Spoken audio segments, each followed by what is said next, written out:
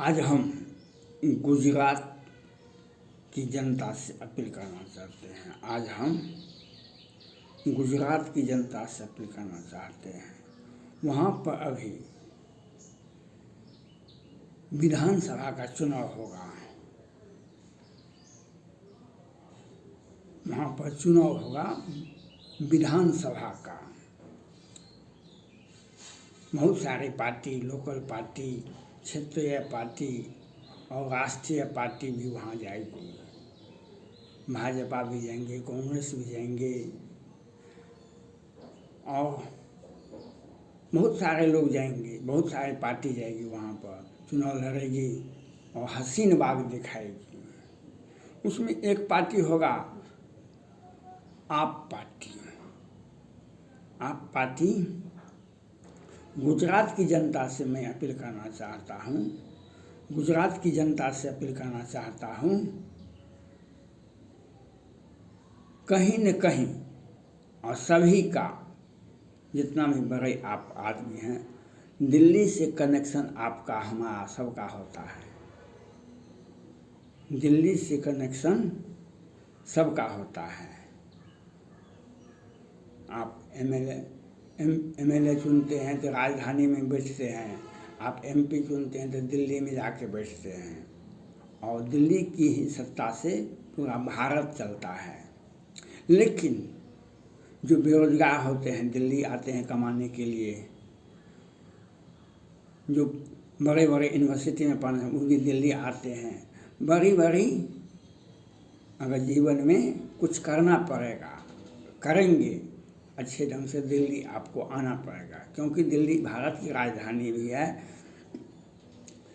लेकिन आज ये 10 वर्षों से दिल्ली में एक ऐसा व्यक्ति बैठ गया है, एक ऐसा व्यक्ति बैठ गया है जो आपको जीने का अधिकार छीन रहा है, जीने का अधिकार छीन लिया है आपका। आपने दिल्ली में 10 वर्षों से केजरीवाल साहब बैठे हुए हैं। ये पहले अन्ना हजारे के साथ आए, एक एनजीओ बनाए और एक हम फ्री पानी देंगे, फ्री नल देंगे, फ्री, और यहाँ से पूरे भारत से जो बेरोजगार युवा जाते थे, उनका आधार कार्ड, उनका राशन कार्ड, उनका बना करके झुग्गी झोपड़ी में रहने का अधिकार दे दिया। कोरोना काल हुआ, कहा कि गो आउट, यहाँ पर दिल्ली वालों के लिए है। बिहार से, पंजाब से, गुजरात से लोग आते हैं, 500 रुपये लेकर के यहाँ पे 50,000 रुपया लेके जाते हैं। वहाँ आने से ये लोग गंदगी फैला देते हैं, ये केजरीवाल साहब कहने वाले हैं। और आज 10 वर्षों से, 5 वर्षों से दिल्ली में एक आंदोलन चला है, शाहीन बाग। ये दिल्ली को इस्लामाबाद बना दिए हैं, दिल्ली को इस्लामाबाद बना दिए हैं। और आपने देखा निर्भया हत्याकांड में कितने निर्भया की हत्या होती है दिल्ली में, वह आप देखते होइएगा। लेकिन निर्भया हत्याकांड के बाद 6 मासूम को फांसी देने में ये केजरीवाल साहब बहुत आगे थे। उसमें एक मुस्लिम लड़का भी था, उसको बचाने का भी प्रयास इन्होंने किया, क्योंकि वह पढ़ा लिखा तो था नहीं, वह तो मास्टरमाइंड था, और वह बचा दिया गया और 6 मासूम को फांसी दे दिया गया। केजरीवाल साहब ने इनकी बहुत उद्ग्रीव थे। और आज दिल्ली में जो वहाँ जाते हैं काम करने के लिए, पढ़ने के लिए, वहाँ पर कल दिन के उजाले में एक लड़का 20 वर्ष का था, वो नानी के साथ था। उसको हजारों रोहिंग्या मुसलमानों ने घेर रखा था घर में। वह वीडियो कॉलिंग करके, व्हाट्सएप करके वहाँ की दिल्ली की पुलिस को फ़ोन, कितना नंबर पे, 100 नंबर पर कि 118 नंबर पर वहाँ फ़ोन भी किया लेकिन कोई रिस्पॉन्स नहीं आया। उसकी माँ बाहर गई थी, वह घर में वह घिरा हुआ था, लेकिन कहीं से भी उसे राहत, कोई बचाने वाला दिल्ली पुलिस भी नहीं पहुंची थी। और आपने देखा होगा नीतीश हत्याकांड, आपने देखा रविंद्र कुमार का हत्याकांड, और सैकड़ों युवकों को दीन के उजाले में जिहादी बना करके हिंदुओं की संख्या को वहाँ पर घटा दिया है। दिल्ली को इस्लामाबाद बना दिया है और हिंदुओं को काटा जाता है, उसे गिरफ्तारी भी नहीं होती है। क्योंकि गुजरात में जब मीडिया कर्मी जाते हैं इंटरव्यू लेने के लिए, वो जो सर्वे करते हैं, उसमें गुजरात के मुसलमान भाई ने कहा जितने भी मुसलमान हैं गुजरात में, पूरे भारत में, हम सभी केजरीवाल के साथ हैं। केजरीवाल के साथ क्यों हैं? केजरीवाल के साथ इसीलिए हैं, उन्होंने विश्वास दिलाया है मुसलमान भाई को, हम दिल्ली को इस्लामाबाद बना देंगे, दिल्ली को इस्लामाबाद, और दिल्ली को, पूरे भारत को इस्लामाबाद बनाने में लगे हुए हैं। और हिंदुओं के साथ जितना त्रासदी, जितना भयानक कार्रवाई करता है केजरीवाल साहब, इसलिए हम गुजरात के लोगों से अपील करना चाहते हैं, और केजरीवाल के ही पार्टी के लोग थे, केजरीवाल साहब ही थे। आज दिल्ली में शराब तो शराब और कितने तरह का ड्रग मिलता है, और हिंदुओं के साथ कितनी ज्यादती होती है। वह एक मंत्री होता है जो 10-10 हज़ार हिंदुओं का धर्म परिवर्तन कराने का एक वीडियो प्रसारित करता है। हिंदुओं को बौद्धिस्ट से खतरा है, हिंदुओं को मुसलमान से खतरा है, वह दिल्ली में केजरीवाल के चलते खतरा है। आप गुजरात वासी को से मेरा अपील है, ये केजरीवाल साहब जाएंगे, आप इन्हें कुछ भी नहीं कहें,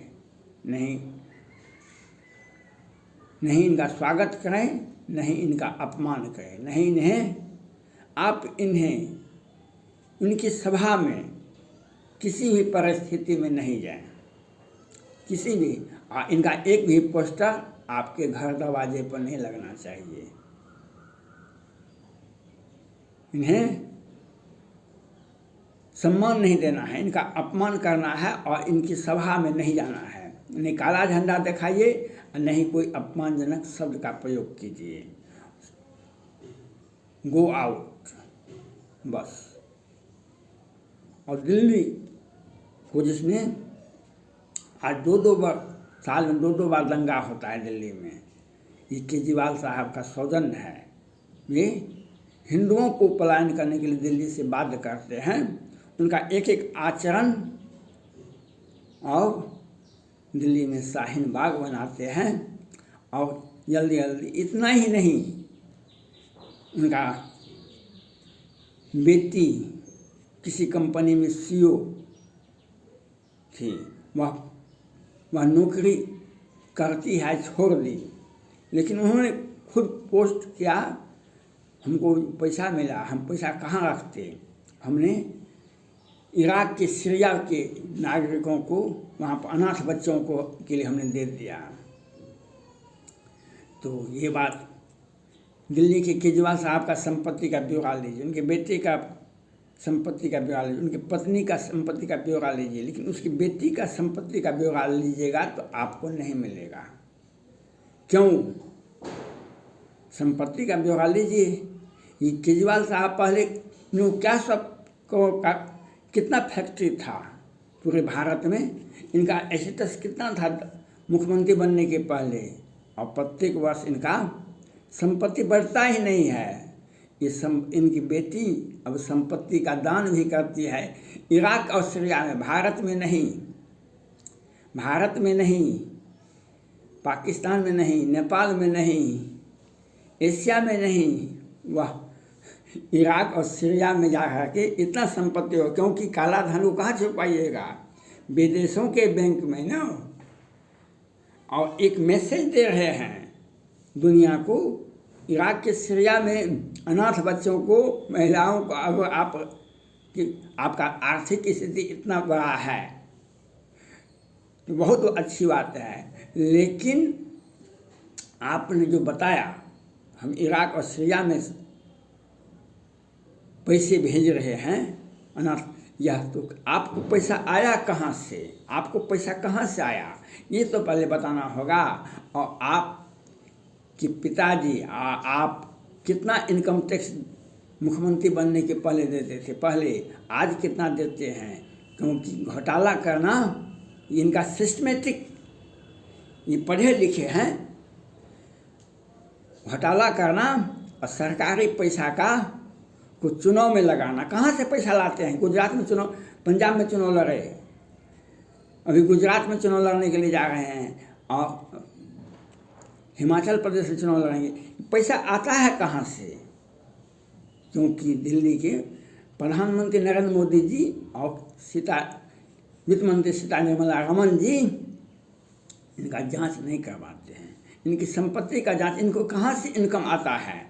और दिल्ली में हिंदुओं के साथ जो ज्यादती होती है और जितने लोगों को काटा गया है उसमें केजरीवाल जितने भी अपराधी हैं सबका संरक्षण देने का काम केजरीवाल का काम है, केजरीवाल साहब का व्यवस्था है। इसीलिए जिहादी बन करके मुसलमान भाई जागते हैं हिंदुओं को काटने के लिए। और केजरीवाल साहब, अगर आपने गुजरात की जनता ने भूल चूक में वोट दिया केजरीवाल की पार्टी को, तो आपके आंख से आंसू आएगा, आपके आंख से आंसू आएगा, हमारे आंख से आंसू नहीं आएगा। आपके ही परिजन, आपके ही दोस्त, आपके ही परिवार के सदस्य और हिंदुओं के साथ जिस प्रकार से दिल्ली में किया जाता है वह बात गुजरात में भी करेगा। कि केजरीवाल साहब का नैतिकता 10 वर्ष से सत्ता में रहा दिल्ली में, इन्होंने अपना छाप दिखा दिया हम किस लेवल के आदमी हैं, किस लेवल के आप, ये इनकी मानसिकता है। इसलिए आपको सोचना पड़ेगा।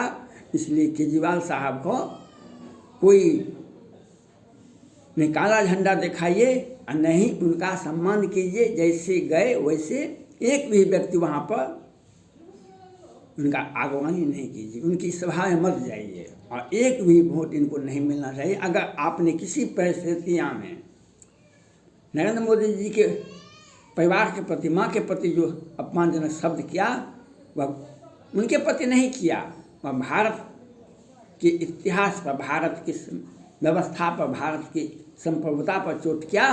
कि दिल्ली के केजरीवाल साहब जैसी मानसिकता के लोग इसी तरह से होते हैं। वे पद्मावती पर जजमेंट क्या आया वह तो कब इतिहास की वस्तु था। आपके भारत के इतिहास को खंगालने का, भारत की गलत मानसिकता, भारत पर उंगली उठाने वाले, भारत की संप्रभुता को चैलेंज करने वाले लोग थे जो पद्मावती पर फिल्म बनाए थे। वह भारत का अपमान था। और प्रधानमंत्री नरेंद्र मोदी जी के माँ के प्रति जो बोला था वह भारत के प्रति अपमान है, वह एक नारी का अपमान नहीं है, पूरे भारत का अपमान है। और केजरीवाल जैसी व्यवस्था को अगर आप अपनाते हैं तो आपका अपमान होगा। आपके बच्चे, आपके परिवार के सदस्य को दिल्ली में किस प्रकार से काटा जाता है ये आपको देखना होगा। आपको देना धन्यवाद।